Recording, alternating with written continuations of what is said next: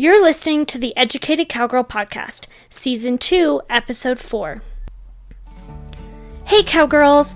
On the previous episode, I talked about how I met Natasha at the Boss Mayor's Lead the Herd workshop in Fort Worth, Texas. This was such an incredible event run by amazing cowgirls who have a passion for business and helping other women learn more about how to make their businesses better, become stronger networkers, and have a space where cowgirls can support cowgirls. I took so much away from what I learned that weekend, and on today's episode, I will be discussing with you 5 main takeaways I took from it and how I believe they could help everyone in the equine industry, whether you are a business owner, trainer, rider, or whichever. Working in this industry is not easy and can come with a lot of challenges, but if we work hard to connect with each other, support, and be there for one another, there is no telling the amazing things we can do for the horse industry. That has always been my goal with starting this podcast, is showcasing the industry and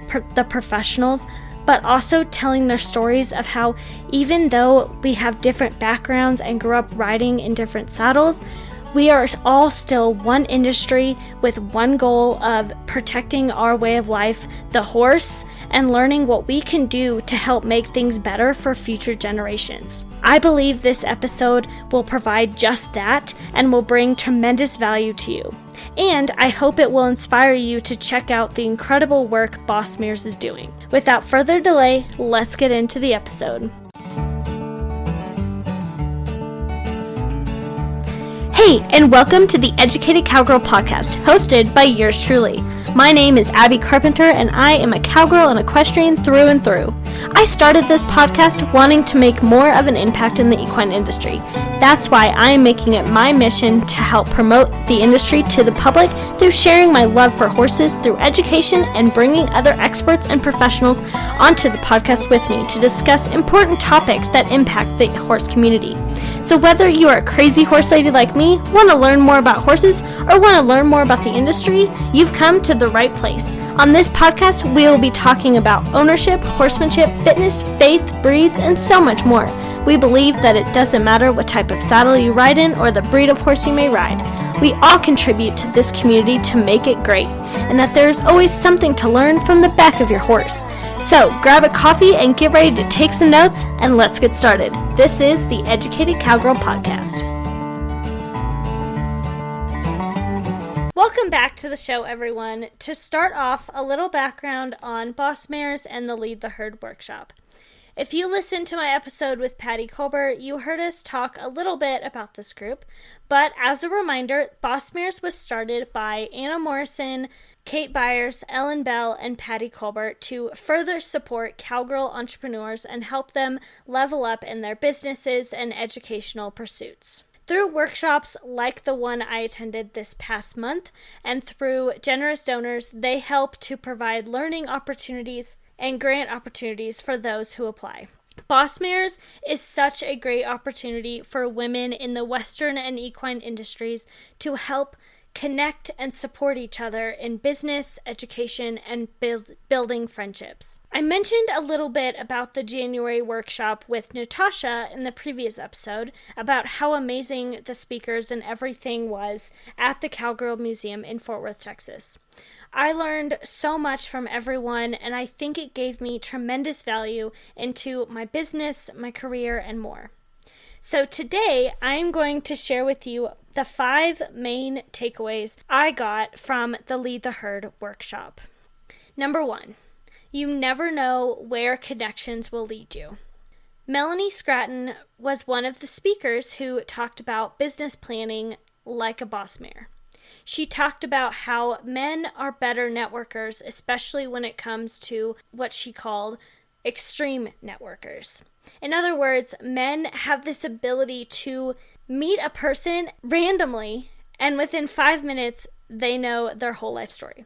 If you think about it, you can think of at least one man in your life like this. I don't know if it's because we as women tend to get in our own heads too much or what, but I know for myself, I tend to think I'm being too pushy or needy when I'm trying to connect with others. I have so many men in my life that I have observed how they interact with others and connect with them, and am just in awe about how they can just walk up to anybody and immediately introduce themselves and strike up a conversation. As women, we have to become better networkers to be at that same level as men, to give ourselves not only a seat at the table, but to be willing to put ourselves and our businesses out there to be seen. If we don't treat ourselves like the boss mares we are, then others won't see the unique value we can bring to our customers and others to see the success and growth we want for the business and the industry.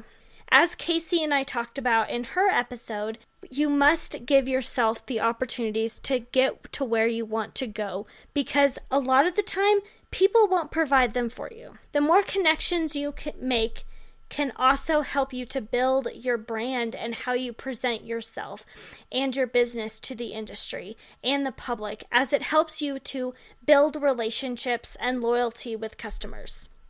My parents have always told me that people want to talk about themselves.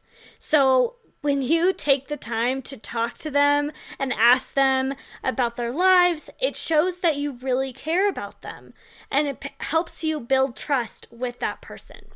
Number 2, lead with your heart and you won't go wrong. Whether you are just starting out in your business, expanding, or coming up with new ideas for it, having a passion and heart for it will take you a long way. Jody Hendrickson of Fringe Scarves, also another workshop speaker, not only saw a need for her beautiful scarves in the Western fashion industry, but she knew it's where her heart was leading her to go. And as she says, stick your neck out and tie one on. Of course, being business savvy and being able to run a successful operation is important when it comes to paperwork, finances, marketing, and so on, but those are all the logistics that you can learn or hire help for.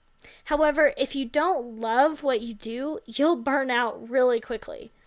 And as we know, in the horse industry, it's a hard lifestyle that comes with a lot of ups, but just as many downs. Any trainer I have worked for has said, you have to love this world because it will become your life. Having that love for it will push you to work hard and give yourself the opportunity to reach your goals, and can help you build a reputation you are proud of.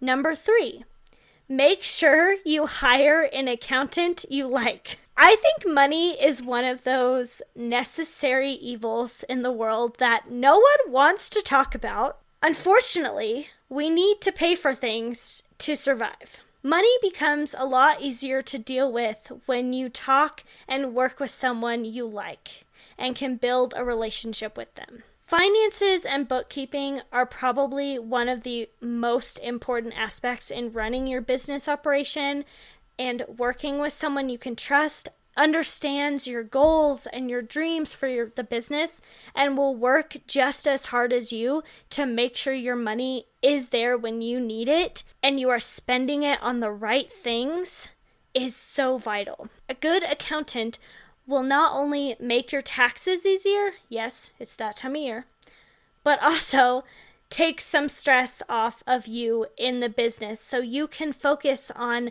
what you want to be doing, which is working with the horses, making more products, teaching, or whatever it is that you do. Number 4, never lose your thirst for knowledge. I have said this several times on the podcast, but you will never know everything, and there is always something you can learn in this industry every day. When we start to think we already know it all and close our minds to learning new things, that is when our pride and ego get in the way of us growing into making a better future for ourselves and younger generations.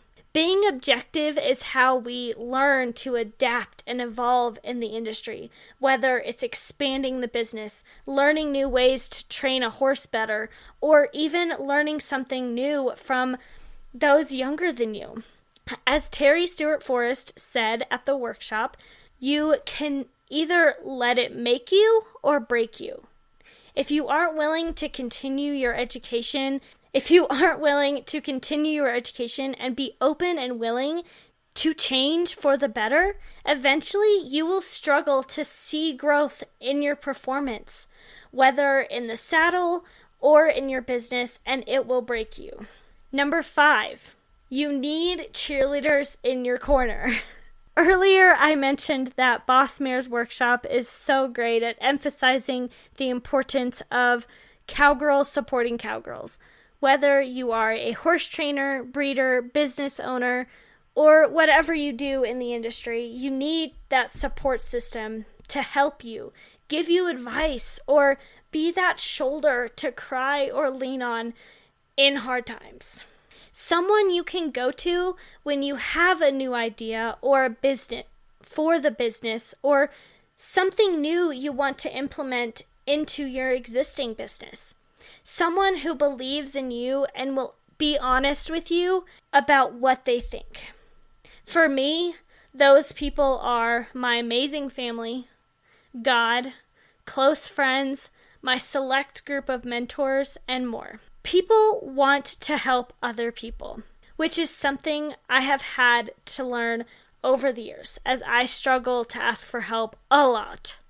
I think I mentioned this in my first episode that I said a lot growing up was, I do myself. I never wanted people to think I couldn't do something, so I would just figure out a way to do it myself. But through my career and life, I have realized that I didn't have to do that. As we all say, work smarter, not harder. And that means asking your support system to guide you and be there for you. It tends to make life just a little bit easier.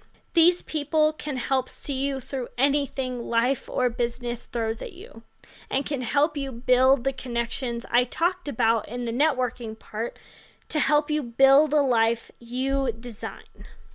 I mentioned that I have a select group of mentors in my life, and I believe mentorship is such an important part of your support system, as usually they are older, more experienced people in your life that can tell you stories of what they did, or be that person to go to when you need an outside perspective on things. Because I know sometimes we want to hear from people outside of our family or close friends that has an unbiased view on the situation. I will say sometimes mentors can come from those younger than you.